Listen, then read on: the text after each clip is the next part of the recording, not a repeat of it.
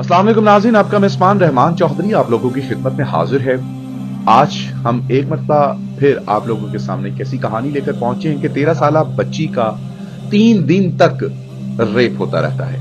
उसे अगवा किया जाता है, वरगला कर लेकर जाया जाता है और 3 दिन बाद उसके घर में ही उसको छोड़कर चले जाते हैं। आइए जानते हैं सारे वकूए का पसे मंजर और हकीकत, और फिर ये मादी चाहती क्या है। ये वाकया हुआ कैसे? मेरी बेटी दी तस्वीरां वायरल कीतियां गईयां ने, उनका चेहरा लगा के ते फाड़ हो गया। इस वजह तो ये रौला बना सारा। तो जिन्हां ने वायरल कीतियां ने छड़ियां ने बंदियां ਨੂੰ ਤੁਸੀਂ ਵਾਕਫ ਹੋ ਜਾਣਦੇ ਹੋ? अपने रिश्तेदार ही हैं, कोई और नहीं है ना, आदे ही है साडे पने। ਤੇ ਇਹ ਤਸਵੀਰਾਂ ਵਾਇਰਲ ਕਰਨ ਦਾ ਉਹਨਾਂ ਦਾ ਏਜੰਡਾ ਕੀ ਸੀ, ਮਕਸਦ ਕੀ ਸੀ? ਮਕਸਦ ਉਹਨਾਂ ਦਾ ਨਾ ਪਹਿਲੇ ਨਾ ਮੇਰੀ ਬੇਟੀ ਨੂੰ ਅਗਵਾ ਕੀਤਾ ਸੀ ਵੀ ਸਾਡੀ ਮੀਆਂ ਬੀਬੀ ਦੀ ਲਹਿਰ ਦੀ ਵਜ੍ਹਾ ਤੋਂ ਹੋਣ ਤੋਂ ਨਾ ਇਹਨਾਂ ਫਾਇਦਾ ਚੁੱਕਾ। ਬੱਚੀ ਇਕੱਲੀ ਘਰ 'ਚ ਹੈਗੀ, ਇਹਨਾਂ ਨੇ ਉਹਨੂੰ ਅਗਵਾ ਕੀਤਾ। ਅਗਵਾ ਕਰਕੇ ਉਹਦੇ ਨਾਲ ਜ਼ਿਆਦਤੀ ਕੀਤੀ। ਜ਼ਿਆਦਤੀ ਕਰਨ ਤੋਂ ਬਾਅਦ ਫਿਰ ਅਸੀਂ ਪਰਚਾ ਦਿੱਤਾ, ਇਹਨਾਂ ਨੂੰ ਸਜ਼ਾ ਹੋਈ 14 ਸਾਲ।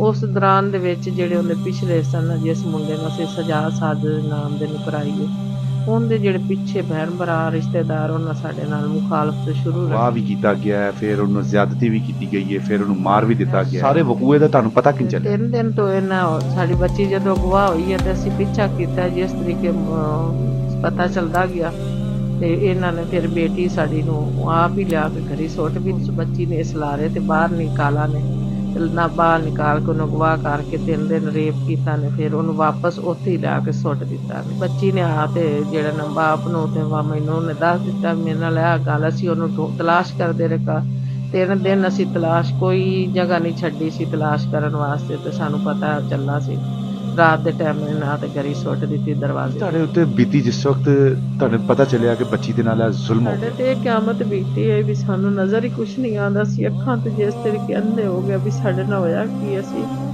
ਜ਼ਮੀਨ ਬੱਚੀ ਨੂੰ ਖਾ ਗਿਆ, ਸਮਾਨ ਖਾ ਗਿਆ। ਜਦੋਂ ਵਾਪਸ ਆਈ ਸੀ ਤੇ ਇਹ ਸਾਡੀ ਸੋਚ 'ਚ ਵੀ ਨਹੀਂ ਸੀ ਗੱਲ। ਰਿਸ਼ਤੇ ਵਿੱਚ ਇਹ ਚਾਚਾ ਸੀ, ਸਾਡੀ ਇਹ ਸੋਚ 'ਚ ਵੀ ਨਹੀਂ ਗੱਲ ਆਈ ਹੈ ਵੀ ਇਹਨੇ ਸਾਡੇ ਨਾਲ ਇਹ ਕੀਤਾ। ਉਹਨਾਂ ਦੇ ਦਿਲ ਦੇ ਵਿੱਚ ਕੋਈ ਖੁਦਾ ਖੌਫ ਇਹਨਾਂ ਦੀ ਇੱਕ ਫਾਤਮਾ ਨਾਂ ਦੀ ਭੈਣ ਹੈ, ਅਲਤਵਰਕ ਬਣੀ ਹੋਈ, ਲੜਕੀਆਂ ਨੂੰ ਪੇਸ਼ ਕਰਦੀ ਹੈ। ਉਸ ਤੋਂ ਬਾਅਦ ਛੋਟੇ ਛੋਟੇ ਮੁੰਡਿਆਂ ਨੂੰ ਚਰਸਾਂ ਤੇ ਲਾਉਂਦੀ, ਉਹਨਾਂ ਨੂੰ ਵੇਚਦੀ ਹੈ। ਇਹਨਾਂ ਦੀ ਕੋਈ ਵੀ ਸ਼ਿਕਾਇਤ ਲਾਉਂਦਾ ਇਹਨਾਂ ਤੇ ਪੁਲਿਸ ਜਿਹੜੀ ਨਾ ਥੋੜੀ ਜਿਹੀ ਚੁਕੰਨੀ ਹੈਗੀ, ਉਹ ਕਰ ਨਹੀਂ ਰਹੀ ਕੁਛ ਵੀ ਨਾ ਦਾ। ਪੁਸ਼ਤਪਨਾਈ ਕੌਣ ਕਰਦਾ ਇਹਨਾਂ? ਮੇਰੀ ਬੇਟੀ ਕਤਲ ਕਰ ਦਿੱਤੀ ਗਈ। ਇਹਨਾਂ ਨੇ ਪਹਿਲੇ ਉਹਨੂੰ ਅਗਵਾ ਕੀਤਾ, ਫਿਰ ਉਹਦੀਆਂ ਇਤਨੀਆਂ ਤਸਵੀਰਾਂ ਵਾਇਰਲ ਕੀਤੀਆਂ, 4 ਬੱਚੇ ਰੁਲਾਏ ਤੇ ਸਾਡਾ ਪਰਚਾ ਗਲਤ ਕੱਟਾ ਗਿਆ। ਤੇ ਕਿਉਂ ਕੱਟਾ ਗਿਆ? ਮੇਰੇ ਤੇ 3 ਵਾਰ ਹੋਏ ਮਾਰਨ ਦੇ ਤੇ ਮੇਰਾ ਸੁਣਵਾਈ ਨਹੀਂ ਹੋਈ। ਮੈਂ 1 ਤੇ ਕਾਲ ਕੀਤੀ, 1 ਨਹੀਂ ਆਈ ਤੇ ਲੰਬੇ ਹੱਥ ਹਨ ਤਾਂ 1 ਨਹੀਂ ਨਾ ਆਈ। ਭੈਣ ਜਿਸ ਤਰੀਕੇ ਦੇ ਨਾਲ ਕੁੜੀਆਂ ਸਪਲਾਈ ਕਰਦੀ, ਉਹ ਕਿੰਨਾਂ ਨੂੰ ਸਪਲਾਈ ਕਰਦੀ ਹੈ?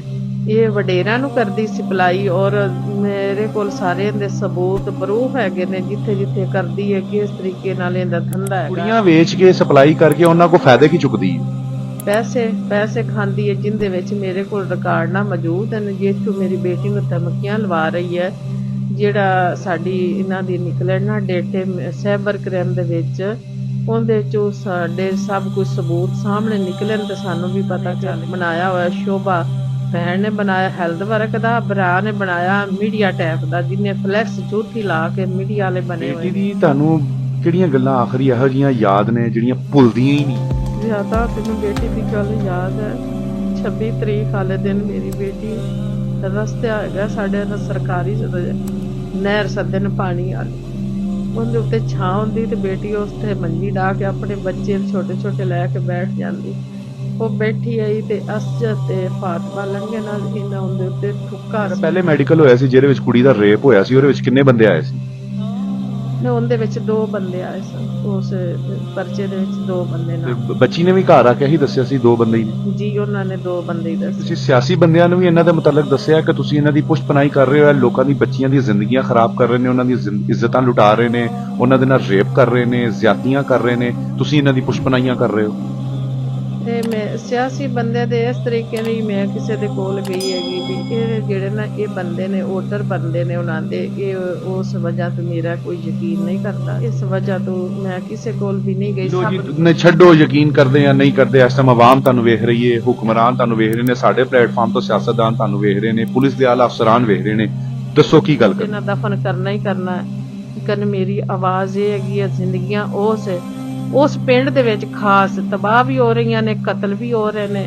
ਇੱਕ ਮੇਰਾ ਪਹਿਲੀ बेटी ਦਾ कत्ल नहीं, इथों और औरत ਦਾ भी कत्ल हो। उतार पिडाल ये गांव है जहां सरेआम लड़कियों को बेचा जा रहा है, बटेरों को सप्लाई की जा रही हैं, मनशियात सरेआम बिक रही हैं और आला अफसरान और सियासी कारकुनान ओहदेदारान भी उनकी पुष्ट पनाही कर रही हैं। और ये सारा कुछ अभी माँ जी ने बताया कि कौन कौन लोग इसमें मुलव्विस और किस तरीके से वहां लोगों की बच्चियों की इज्जतों को तार तार किया जा रहा है। हम चाहते हैं हमारे प्लेटफॉर्म से इंसाफ की आवाज बुलंद हो और इनको इंसाफ मिले। इजाजत दीजिए, अल्लाह निगहबान।